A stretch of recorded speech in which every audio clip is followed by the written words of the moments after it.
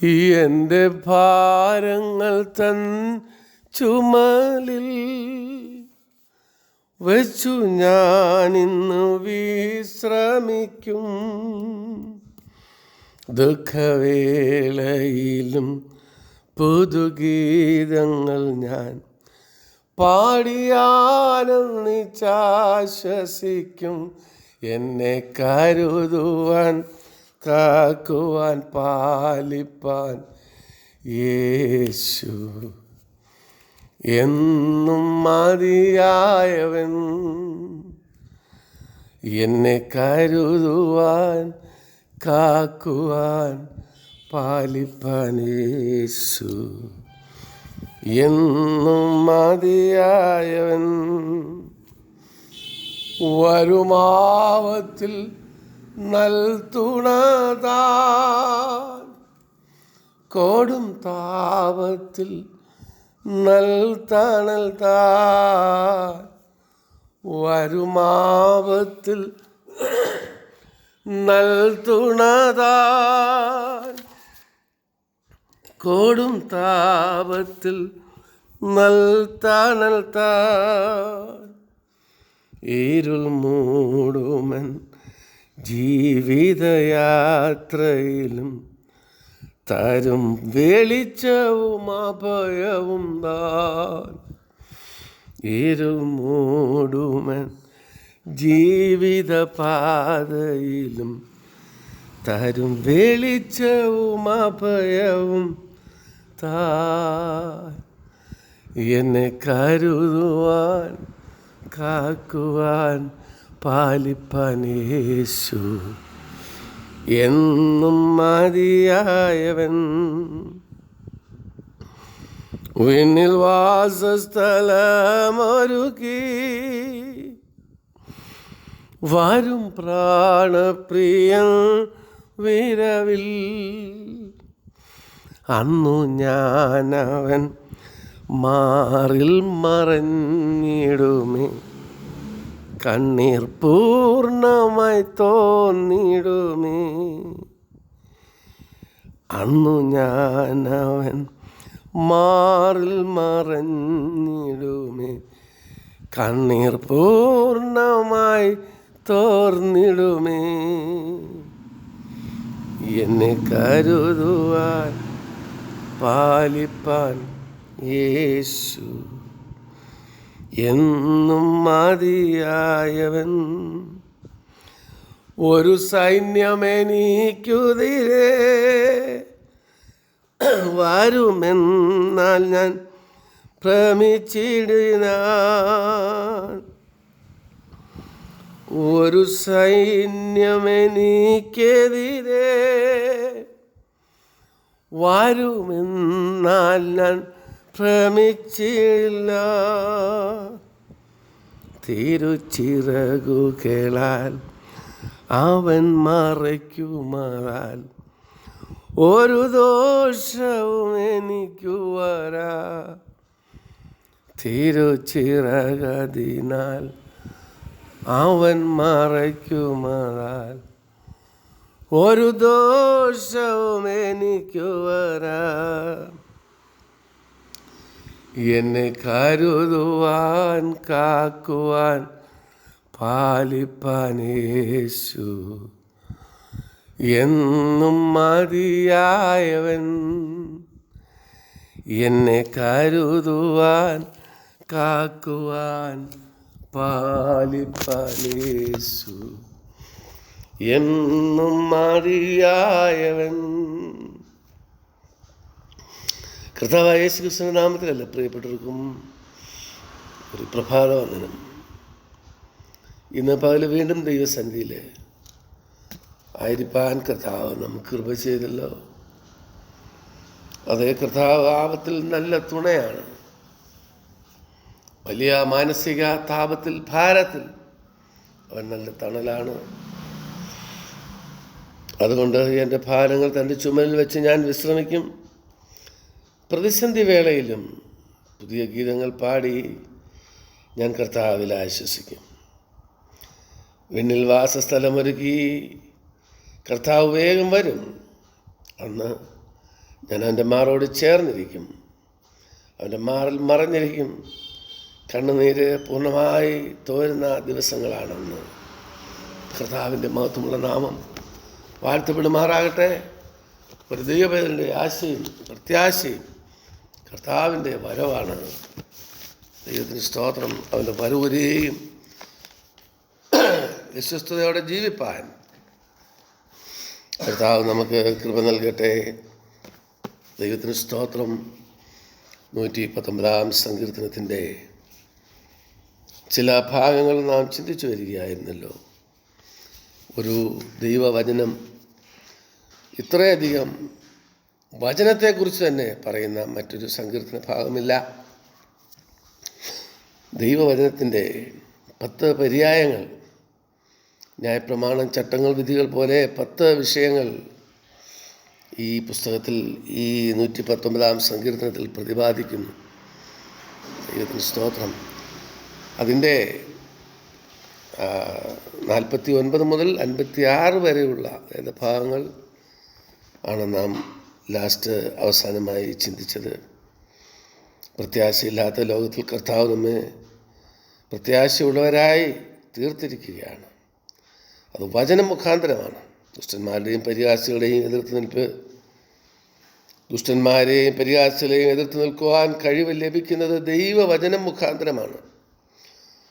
ഒരു ദൈവഭക്തൻ്റെ പ്രത്യാശയുടെ ദീപം കെട്ടുപോകാതെ ദൈവത്തിൻ്റെ വചനം നമ്മെ സൂക്ഷിക്കും. സമയഭേദം കൂടാതെ ദൈവവചനം ധ്യാനിക്കുന്ന ഒരുവന് പ്രത്യാശ വർദ്ധിച്ചുകൊണ്ടിരിക്കും. മാത്രമല്ല, ദൈവവചനമാകുന്ന സമ്പത്ത് അവന് വർദ്ധിച്ചുകൊണ്ടേയിരിക്കും. ദൈവവിഷയമായി സമ്പന്നനാകുന്ന ദൈവപൈതൽ ദൈവവചനത്തിൻ്റെ സമ്പത്ത് വർദ്ധിപ്പിച്ചുകൊണ്ടിരിക്കും. ദൈവത്തിന് സ്തോത്രം. 37 മുതലുള്ള 57 മുതലുള്ള വേദഭാഗം. യഹോവേ, നീ എൻ്റെ ഓഹരിയാകുന്നു. ദൈവത്തിന് സ്തോത്രം. നീ എൻ്റെ ഓഹരിയാകുന്നു. ഞാൻ നിൻ്റെ വചനങ്ങളെ പ്രമാണിക്കും. ദൈവം നമ്മുടെ ഓഹരിയാകുന്നു. ദൈവത്തിന് സ്തോത്രം. നമ്മൾ കഴിഞ്ഞ ദിവസം അതിനെപ്പറ്റി ലഘുവായി ചിന്തിച്ചായിരുന്നു. ഒരു ദൈവപൈതലിൻ്റെ ഓഹരി കർത്താവാണ്. ലേവി ഗോത്രത്തിന് ഓഹരി ലഭിച്ചില്ലായിരുന്നല്ലോ. പ്രവചന ലേവ്യ പുസ്തകത്തിൽ നാം വായിക്കുന്നുണ്ട്. എന്നാൽ അവൻ്റെ ഓഹരി ദൈവമാണ്. ദൈവത്തിന് സ്തോത്രം. യഹോവേ, നീ എൻ്റെ ഓഹരിയാകുന്നു. എല്ലാ കുടുംബങ്ങളിലും ഓഹരി വിഭജിക്കുന്ന സമയം വളരെ ഫലപ്പെട്ടതാണ്. കുടുംബാംഗങ്ങളുടെ ഓഹരി ഷെയർ പങ്കുവെക്കുമ്പോൾ അറിയാം അവരുടെ ആത്മാർത്ഥത എത്ര ഉണ്ടെന്ന്. എല്ലാവരും കണക്ക് കൂട്ടി നോക്കും. ദൈവത്തിന് സ്തോത്രം. ആരും തങ്ങളുടെ കണക്ക് തെറ്റിക്കാൻ ആരും സമ്മതിക്കുകയില്ല. എല്ലാം ലഭിക്കുന്നുണ്ടോയെന്ന് വളരെ കൃത്യമായി മനസ്സിലാക്കും. ദാവീദ് അത് തന്നെയാണ് പറയുന്നത്. ദാവീദ് പറയുന്നത്, യഹോവ എന്ന ഓഹരി ഞാൻ തിരഞ്ഞെടുത്തു. സ്തോത്രം. എൻ്റെ ഓഹരി ദൈവമാണ്. കഴിഞ്ഞ ദിവസം പറഞ്ഞതുപോലെ, കഴിഞ്ഞ ദിവസം ചിന്തിച്ചല്ലോ, അബ്രഹാം ദൈവത്തെ തിരഞ്ഞെടുത്തു, ദൈവശബ്ദത്തിന് കാത് കൊടുത്തു, ദൈവിക ദർശനം പ്രാപിച്ചു. പക്ഷേ ലോകത്ത് നീരോട്ടമുള്ള പ്രദേശം അവൻ്റെ ഓഹരിയായി തിരഞ്ഞെടുത്തു.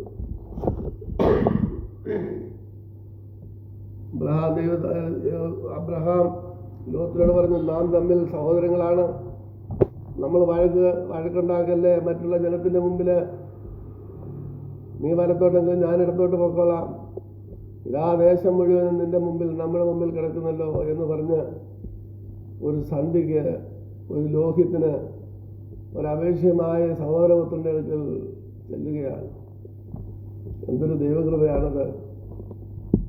ദൈവത്തിന് സ്തോത്രം. അതുപോലെ ദാവീദ് പറയുന്നത്, കർത്താവേ, നീ എൻ്റെ ഓഹരിയാണ്. ദൈവത്തിന് സ്തോത്രം. അവൻ നിന്റെ നിത്യ ഓഹരി. അത് നിനക്കുണ്ടെങ്കിൽ നിനക്ക് സകലവുമുണ്ട്. ദൈവത്തിന് സ്തോത്രം. ദൈവമുള്ളവനാണ് ഭൂരിപക്ഷക്കാരൻ. ദൈവത്തിന് സ്തോത്രം. കർത്താവുണ്ടെങ്കിൽ അവൻ സകലതുമുള്ളവനാണ്. ദൈവത്തെ കൂടാതെ എന്ത് ഓഹരിയാണെങ്കിലും അത് ശൂന്യത തന്നെയായിരിക്കും. പരസ്പരമായി തീയും ഗന്ധകവും കത്തുന്നത് ദുഷ്ടന്മാർക്കുള്ള ഓഹരി. ദൈവത്തിന് സ്തോത്രം. ഞാൻ നിന്റെ വചനങ്ങളെ പ്രമാണിക്കുന്നു എന്ന് പറഞ്ഞു. ദൈവത്തിന് സ്തോത്രം. യഹോവേ, തിരുവചന പ്രകാരം നീ അതിനെ നന്മ ചെയ്തിരിക്കുന്നു. യഹോവേ, നീ എൻ്റെ ഓഹരിയാകുന്നു, ഞാൻ നിന്റെ വചനങ്ങളെ പ്രമാണിക്കും എന്നവൻ പറഞ്ഞു. നിന്റെ വചനങ്ങളെ പ്രമാണിക്കുമെന്ന് ഞാൻ പറഞ്ഞു. ദൈവത്തിന് സ്തോത്രം. ചിലർ പറയും, ഞാൻ ഹൃദയത്തിൽ കരുതിയിട്ടുണ്ട്, ദൈവം കണ്ടോളുന്നല്ല. പ്രമാണിക്കും എന്ന് ഉറപ്പുണ്ടെങ്കിൽ തീർച്ചയായും അത് 4 പേരോട് പറയണം. ദൈവത്തിന് സ്തോത്രം. ദാനിയേലും കൂട്ടരും ബാബേൽ ദേശത്ത് ചെന്നപ്പോൾ, അടിമയായി പിടിച്ചുകൊണ്ട് പോയപ്പോൾ നാം വായിക്കുന്നത്, എന്നാൽ രാജാവ് നൽകിയ ഭോജനം കൊണ്ടും താൻ കുടിക്കുന്ന വീഞ്ഞു കൊണ്ടും തന്നെ താൻ അശുദ്ധമാക്കുകയില്ലെന്ന് എബ്രായ ബാലന്മാര് പറഞ്ഞു, ചിന്തിച്ചു. തങ്ങൾക്ക് ദോഷം വരുത്തരുതേ എന്ന് ഷണ്ഡാധിപന്മാരോട് കൽപ്പിച്ചു, ഷണ്ഡാധിപന്മാരോട് അപേക്ഷിച്ചു. കേട്ടോ, അവർ ഹൃദയത്തിൽ നിശ്ചയമുള്ളവരായിരുന്നു. അപ്പോൾ തന്നെ ഷണ്ഡാധിപന്മാരോട് അപേക്ഷിക്കുകയും കൂടെ ചെയ്യുന്നു. ദൈവത്തിന് സ്തോത്രം. നമ്മുടെ മനസ്സിലിരുന്നാൽ മതി, നമ്മൾ ആരോടും പറയേണ്ടെന്നല്ല. തങ്ങൾക്ക് അശുദ്ധി വരുത്തരുതേ എന്ന് ഷണ്ഡാധിപന്മാരോട് അപേക്ഷിച്ചു.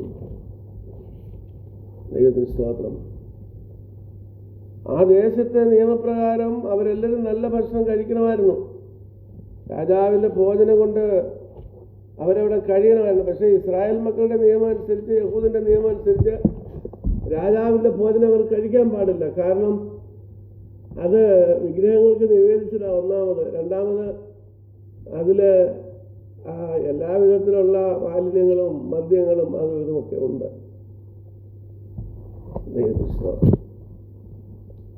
അതുകൊണ്ട് ദാനിയേല് ആ വിഷയം ഡയറക്റ്റ് ചെന്നിട്ട് ഷണ്ഡാധിപനോട് പറഞ്ഞു, താൻ കുടിക്കുന്ന വീഞ്ഞുകൊണ്ടും തന്നെത്താൻ അശുദ്ധമാക്കിയില്ലെന്ന് ദാനിയേൽ ഹൃദയത്തിൽ നിശ്ചയിച്ചു. അത് ഷണ്ഡാധിപനോട് പറയുകയും ചെയ്തു. ദൈവത്തിന് സ്തോത്രം. അതുകൊണ്ട് ദാനിയേലിൻ്റെ അപേക്ഷയെ അവരവിടെ മാനിക്കുവാനിടയായി. നമുക്കറിയാം ആ വേദഭാഗം. ദൈവത്തിന് സ്തോത്രം. എന്നാൽ രാജാവിൻ്റെ ഭോജനം കൊണ്ടും താൻ കുടിക്കുന്ന വീഞ്ഞു കൊണ്ടും തന്നെ താൻ അശുദ്ധമാക്കിയില്ല എന്ന് ദാനിയേൽ ഹൃദയത്തിൽ നിശ്ചയിച്ചു. ദാനിയേൽ 1-ാം അധ്യായത്തിൻ്റെ 8-ാം വാക്യം.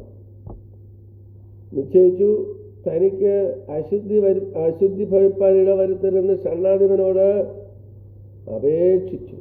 കണ്ടോ, അവര് നിശ്ചയിച്ചു, അപേക്ഷിച്ചു. ദൈവം ദാനിയേലിന് ഷണ്ഡാധിപന്റെ മുമ്പിൽ ദയയും കരുണയും ലഭിപ്പാൻ ഇടവരുത്തി. ദൈവത്തിന് സ്തോത്രം. അവർ നിശ്ചയിച്ച കാര്യം പ്രസ്താവിച്ചു. ദൈവത്തിന് സ്തോത്രം. നിശ്ചയിച്ചത് പറഞ്ഞില്ലെങ്കിൽ തീർച്ചയായും അത് പ്രായോഗികമായി നമുക്ക് ചെയ്യുവാൻ കഴിയാതെ വരും. ഇവിടെ ദാവീദ് നിന്റെ ഓഹരി, ഞാൻ നിന്റെ വചനങ്ങളെ പ്രമാണിക്കുന്നു എന്ന് പറഞ്ഞു. പറച്ചിലിന് വലിയ ശക്തിയുണ്ട്. ദൈവത്തിന് സ്തോത്രം. ഏറ്റുപറയണം. ദാനിയേൽ ഏറ്റുപറഞ്ഞു. ദാനിയേൽ എന്താ പറഞ്ഞേ? ഞങ്ങൾ ഹൃദയത്തിൽ ഇങ്ങനെ ഒരു തീരുമാനമെടുത്തിട്ടുണ്ട്. രാജാവിൻ്റെ ഭോജനം കൊണ്ട് അവൻ കുടിക്കുന്ന വീഞ്ഞ് കൊണ്ടും ഞങ്ങൾ അശുദ്ധമാക്കിയില്ലെന്ന് നിശ്ചയിച്ചിട്ടുണ്ട്. ഞങ്ങളുടെ അബ്രാഹ്യവാദന്മാർക്ക് അത് നിഷിദ്ധമാണ്. അതുകൊണ്ട് ഞങ്ങൾക്ക് അശുദ്ധി വരുത്തരുതേ. ഞങ്ങളുടെ വിശ്വാസ ജീവിതത്തെ ചോദ്യം ചെയ്യരുതേ. അപേക്ഷിച്ചു. ദൈവമേ, നീ വിശ്വസിക്കുന്ന കാര്യം ഏറ്റുപറയണം. അത് ഏത് വിഷയത്തിലാണെങ്കിലും യേശുവിനെ കർത്താവെന്ന് വായുകൊണ്ട് ഏറ്റുപറയുകയും ദൈവം അവനെ മരിച്ചവരിൽ നിന്ന് ഉയർപ്പിച്ചു എന്ന് ഹൃദയം കൊണ്ട് വിശ്വസിക്കുകയും ചെയ്താൽ നിരീക്ഷിക്കപ്പെട്ടു. യേശുവിനെ കർത്താവെന്ന് ഏറ്റുപറയണം. വിശ്വസിച്ചിട്ട് ശാന്തമായിരിക്കുകയല്ല, അത് ഉച്ചരിക്കണം, പറയണം. അതിനൊരു വലിയ ശക്തിയുണ്ട്. ദൈവത്തിന് സ്തോത്രം. സമൂഹമധ്യേ ഫ്രണ്ട് കൂട്ടുകാരോട്, കുടുംബത്തിൽ മാതാപിതാക്കളോട്, സഹോദരങ്ങളോട് ഞാൻ യേശുവിന് വേണ്ടി ജീവിക്കാൻ തീരുമാനിച്ചിരിക്കുക എന്ന് ഏറ്റുപറയണം. അതിന് വലിയ ശക്തിയുണ്ട്. ദൈവത്തിന് സ്തോത്രം. അത് ഭൗതികമായി ലോകപ്രകാരം നോക്കിയാലും ഗവൺമെൻറ്റിലെ ഭരണത്തലവന്മാർ, രാഷ്ട്രപതിയൊക്കെ ഏറ്റുപറയുന്നുണ്ട്. അവർ സത്യപ്രതിജ്ഞ ചെയ്യുന്നുണ്ട്, പ്രതിജ്ഞ ചെയ്യുന്നുണ്ട്. അത് ജനത്തിൻ്റെ മുമ്പിൽ വെച്ച്, അവരുടെ വേദഗ്രന്ഥം വെച്ച് സാക്ഷ്യം പറഞ്ഞ്, ദൈവത്തിൻ്റെ നാമത്തിൽ എന്ന് പറഞ്ഞ്, സ്വന്തം നാമത്തിലും പറയുന്ന ആളുകളുണ്ടല്ലോ. ഏറ്റുപറച്ചിലിന് ശക്തിയുണ്ട്. അതാണ് ദാനിയേല് രക്ഷപ്പെടുവാൻ കാരണം. ദൈവം അവനെ മാനിച്ചെന്നാണ് നമ്മൾ എഴുതിയിരിക്കുന്നത്. ദൈവത്തിന് സ്തോത്രം. 9-ാം വാക്യത്തിൽ ഷണ്ണാധിപനോട് അപേക്ഷിച്ച് ദൈവം ദാനിയേലിനെ ഷണ്ണാധിപന്റെ മുമ്പിൽ ദൈവം കണ്ണിൽ ലഭിപ്പാടുകൾ വരുത്തി. ദൈവത്തിന് സ്തോത്രം. ഏറ്റുപറഞ്ഞാൽ അങ്ങനെയുള്ളവർക്ക് ദൈവം അനുകൂലമാണ്. സാക്ഷ്യം പറയണം മറ്റുള്ളവരുടെ മുമ്പിൽ. ഇവിടെ ദാനിയേൽ പറയുന്നതും ദാവീദ് പറയുന്നതും അത് തന്നെയാണ്. ഞാൻ നിന്റെ വചനങ്ങളെ പ്രമാണിക്കും എന്ന് ഞാൻ പറഞ്ഞു. ദൈവത്തിന് സ്തോത്രം. ദൈവത്തിന് സ്തോത്രം. ദൈവസ്നേഹം ഏറ്റുപറയണം. ദൈവത്തിൻ്റെ വചനം പ്രമാണിക്കുമെന്ന് സമർപ്പണത്തോടെ ഏറ്റുപറയുവാൻ നമുക്ക് കഴിയണം. അതിനൊരു വലിയ ശക്തിയുണ്ട്. ദൈവസ്നേഹം അവൻ്റെ കൽപ്പനകളെ പ്രമാണിക്കുന്നതിലാണ് നീ വെളിപ്പെടുത്തേണ്ടത്. ദൈവത്തിന് സ്തോത്രം. അവൻ്റെ കൽപ്പനകളെ പ്രമാണിക്കണം. 142-ാം സങ്കീർത്തനത്തിൻ്റെ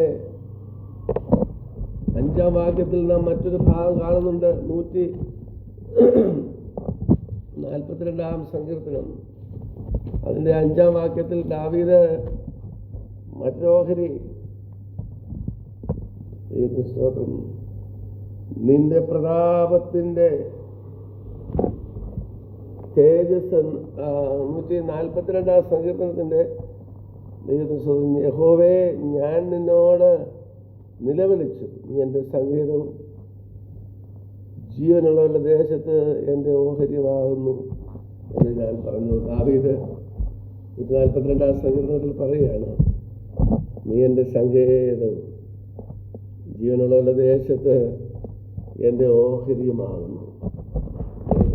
അതിൽ ദാവീദ് ഒത്തിരി ആനന്ദിച്ചിരുന്നു. ദൈവത്തിന് സ്തോത്രം. അവൻ്റെ വചനങ്ങളെ പ്രമാണിക്കുന്നെങ്കിൽ മാത്രമേ നീ എൻ്റെ ഓഹരി എന്നത് ശരിയാകുകയുള്ളൂ. ദൈവത്തിന് സ്തോത്രം. ദൈവത്തെ ഓഹരിയായിട്ട് സ്വീകരിക്കുന്നവൻ അവൻ്റെ വചനങ്ങളെ പ്രമാണിക്കുന്നവനായിരിക്കും. സ്വന്തം വിവേകത്തിൽ ഊന്നുന്നവന്, സ്വന്തം ഹിതപ്രകാരം നടത്തുന്നവന് ദൈവത്തെ ഓഹരിയായിട്ട് വെച്ച് സേവിപ്പാൻ കഴിയുകയില്ല. ദൈവത്തിന് സ്തോത്രം. പൂർണ്ണ ഹൃദയത്തോടെ ഞാൻ നിന്റെ കൃപയ്ക്കായി യാചിക്കുന്നു. ദൈവത്തിന് സ്തോത്രം. പൂർണ്ണ ഹൃദയത്തോടെ. ദൈവത്തിന് സ്തോത്രം. നിന്റെ വാഗ്ദാന പ്രകാരം എന്നോട് കൃപയുണ്ടാകണം. പൂർണ്ണ ഹൃദയത്തോടെ ഞാൻ നിന്റെ കൃപയ്ക്കായി. മാനുഷികമായ ചില കാര്യങ്ങളൊക്കെ ചെയ്തിട്ട് ദൈവകൃപയ്ക്ക് വേണ്ടി അപേക്ഷിക്കുകയല്ല. ദൈവത്തിന് സ്തോത്രം. പണ്ട് ഒരു വ്യക്തി ഉണ്ട്, ഇങ്ങനെ സംഭവം കേട്ടിട്ടുണ്ട്. പ്രവാചകൻ ദൈവമക്കളെല്ലാവരും കൂടെ ഇരുന്ന് പ്രാർത്ഥിക്കുക മഴ ലഭിക്കുവാനായി. അവിടെ പ്രസംഗിക്കുന്ന വ്യക്തി ചോദിച്ചു, എല്ലാവരും മഴയ്ക്ക് വേണ്ടി പ്രാർത്ഥിക്കുകയാണല്ലോ, എത്ര പേര് കുട കൊണ്ടുവന്നിട്ടുണ്ട്? ഭയങ്കര ഉഷ്ണമാണ്. അപ്പോൾ എത്ര പേര് കുട കൊണ്ടുവന്നിട്ടുണ്ട് മഴയ്ക്ക് വേണ്ടി പ്രാർത്ഥിക്കുന്നവർ? അത് ഒരാൾ മാത്രമേ, ഒരു പയ്യൻ മാത്രമേ കുട കൊണ്ടുവന്നുള്ളൂ. പലപ്പോഴും നമ്മൾ പ്രാർത്ഥിക്കുമെങ്കിലും നമുക്ക് വിശ്വാസമില്ല. നമ്മൾ മറുവഴി കണ്ടുവച്ചിട്ടായിരിക്കും പ്രാർത്ഥിക്കുന്നത്. ദൈവത്തിന് സ്തോത്രം. പ്രാർത്ഥിച്ചിട്ട് ആശുപത്രിയിലേക്ക് പോയി എന്ന് പറയുന്നത് പോലെ മറ്റു മാർഗങ്ങൾ കണ്ടുവച്ചിട്ട് പ്രാർത്ഥിക്കുകയല്ല. ഇത് പറയുന്നത്, ഞാൻ പൂർണ്ണ ഹൃദയത്തോടെ നിന്റെ കൃപയ്ക്കായി യാചിക്കുന്നു.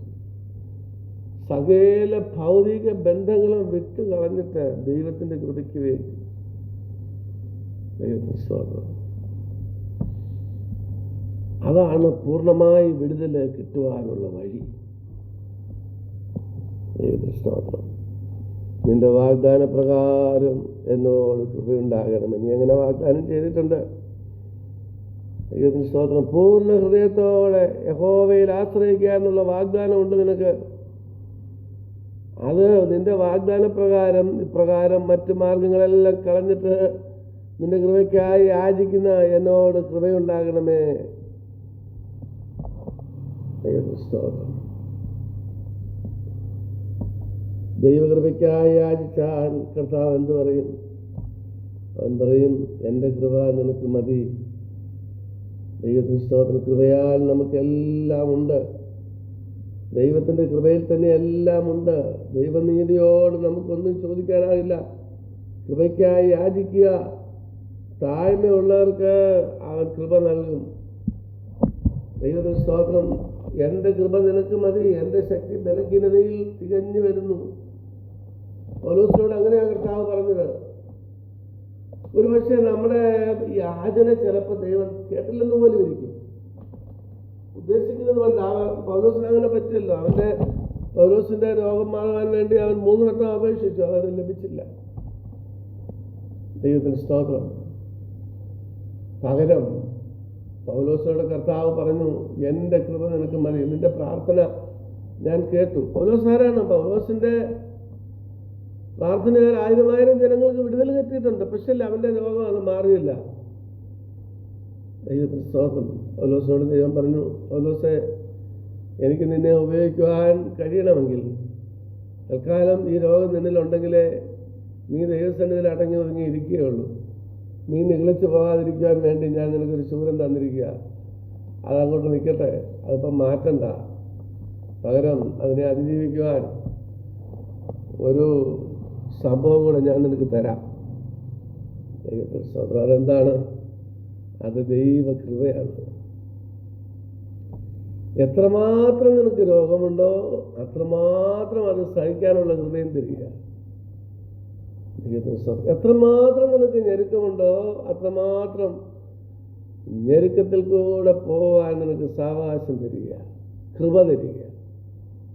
കൂരിൽ താഴ്വരയിൽ കൂടി നടന്നാലും ഞാനൊരർത്ഥം ഭവിക്കുകയില്ല, നീ എന്നോട് കൂടെ ഇരിക്കും. ദൈവത്തിന് കഴിയത്തില്ലേ കൂരിൽ താഴ്വരയൊക്കെ ഒന്ന് മാറ്റാൻ? ആകാശവും ഭൂമിയും സൃഷ്ടിച്ച ദൈവം ഒരു വാക്കുകൊണ്ട് സകലത്തെ ഉളവാക്കിയ ദൈവത്തിന്, ദൈവ പൈതലെ, നിന്റെ കൂരിൽ താഴ്വരയൊക്കെ മാറ്റുവാൻ വേണ്ടി കഴിയും. കൂരിൽ താഴ്വര ഇല്ലാത്ത രീതിയിൽ കൂടെ നിന്നെ നടത്താൻ കഴിയും. പക്ഷേ കൂരിൽ താഴ്വരയിൽ കൂടി നടന്നാലും ഞാൻ അനർത്ഥവും ഭയപ്പെടുകയില്ല, നീ എന്നോട് കൂടെ ഇരിക്കുമല്ലോ. ദൈവം കൂടെ ഇരിക്കുമെന്ന് കാണിക്കാൻ വേണ്ടിയാ ഈ കൂരിലിൻ്റെ അനുഭവം. സ്തോത്രം. ദൈവം നമ്മുടെ സങ്കേതവും ബലവുമാകുന്നു. കഷ്ടങ്ങളിൽ അവൻ ഏറ്റവും അടുത്ത തുണയായിരിക്കുന്നു. കഷ്ടത ജീവിതത്തിൽ വരുന്നത് ദൈവം അടുത്ത തുണയായിട്ട് വന്നിരിക്കാനാണ്. ദൈവത്തിൽ നാം വായിക്കുന്ന ഭാര്യ തക്ക തുണയെന്ന, അല്ലേ? ഭാര്യയ്ക്ക് ഭർത്താവും തക്ക തുണയാണ്, പുരുഷന് തക്ക തുണ സ്ത്രീ. പക്ഷെ ഏറ്റവും അടുത്ത തുണ കർത്താവാണ്. നമുക്ക് തോന്നും ഭർത്താവ് ഏറ്റവും അടുത്ത തുണയാണെന്ന്, അല്ലെങ്കിൽ ഭാര്യ ഏറ്റവും അടുത്ത തുണയാണെന്ന്. മറ്റുള്ളവർ മാറിപ്പോയാലും ഭാര്യയോ ഭർത്താവോ അടുത്ത് കാണുമല്ലോ, കുടുംബസ്ഥയാണെങ്കിൽ. അങ്ങനെ നാം മാനുഷികമായി ചിന്തിക്കാതെ അടുത്ത തുണ അത് തക്ക തുണയാണ്. എന്നാൽ കർത്താവ് ഏറ്റവും അടുത്ത തുണ. ദൈവത്തിന് സ്തോത്രം. അപ്പോൾ ജീവിതത്തിൽ ശോധന വരുന്നത് എന്തിനാ? വേദന വരുന്നത് എന്തിനാ? രോഗം വരുന്നത് എന്തിനാ? രോഗത്തിൽ അവൻ നമ്മോട് കൂടെ ഇരിക്കുവാനാണ്, കഷ്ടതയിൽ കൂടെ ഇരിക്കുവാനാണ്, കിടക്ക മാറ്റി വിരിക്കുവാനാണ്. ദൈവത്തിന് സ്തോത്രം. കഷ്ടത വരുമ്പോൾ മനസ്സിലാക്കണം കർത്താവ് അടുത്തുണ്ട്. ദൈവത്തിന് സ്തോത്രം. തണുത്ത കാറ്റും മഴക്കോളുമുണ്ടെങ്കിൽ ഉടനെ മഴയുണ്ട് എന്ന് നാം പറയാറുള്ളത് പോലെ ജീവിതത്തിൽ കഷ്ടത വരുമ്പോൾ കർത്താവിനെ തൊട്ടു നോക്കുവാൻ തക്കവണ്ണം അവൻ സമീപസ്ഥുണ്ട്. അവനെ തൊട്ടു നോക്കുവാൻ തക്കവണ്ണം അവൻ സമീപസ്ഥനാണ്. ദൈവത്തിന് സ്തോത്രം. ഹൃദയനുറുക്കത്തോടെ കഷ്ടതയുടെ നടുവിൽ പ്രാർത്ഥിച്ചാൽ നിന്റെ പ്രതിസന്ധിയോടുകൂടെ അവൻ നീക്കുപോക്ക് നൽകും. ഹൃദയം നുറുങ്ങിയവർക്ക് യഹോവ സമീപസ്ഥൻ, മനസ്സ് തകർന്നവരെ അവൻ രക്ഷിക്കും. പലപ്പോഴും നമ്മുടെ ജീവിതത്തിൽ വലിയ ശോധന വരുമ്പോൾ ഹൃദയകാഠിന്യം വരാൻ സാധ്യതയില്ല. ഹൃദയം കഠിനപ്പെടുത്തരുത്.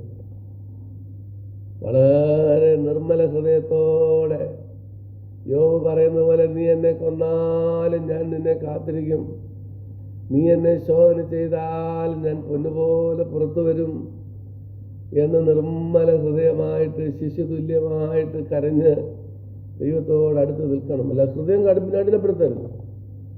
അത് യോന പണ്ട് ഹൃദയം കഠിനപ്പെടുത്തിയായിരുന്നു. യോനെ, നീ എന്നോട് കോപിക്കുന്നുവോ എന്ന് ദൈവം ചോദിച്ചു. യോന എന്താ പറഞ്ഞേ? യോന പറഞ്ഞത്, ജീവപര്യന്തം കോപിക്കുന്നത് എനിക്ക് വിഹിതം.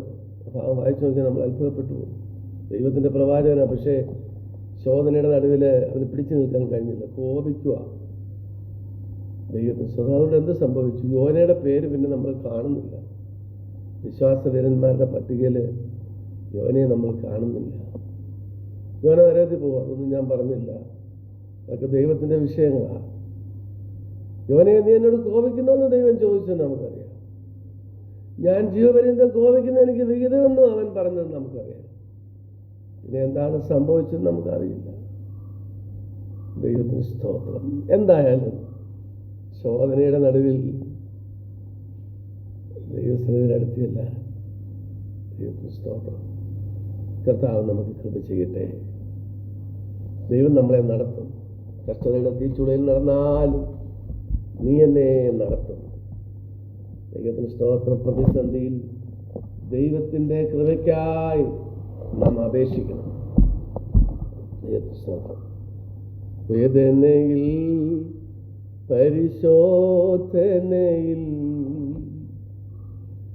ക്ലേശങ്ങളിൽ കൊടുങ്കാറ്റുകളിൽ അലയടിച്ചുയരും നടുവിൽ അവനെന്നെ നടത്തിയിരുന്നു.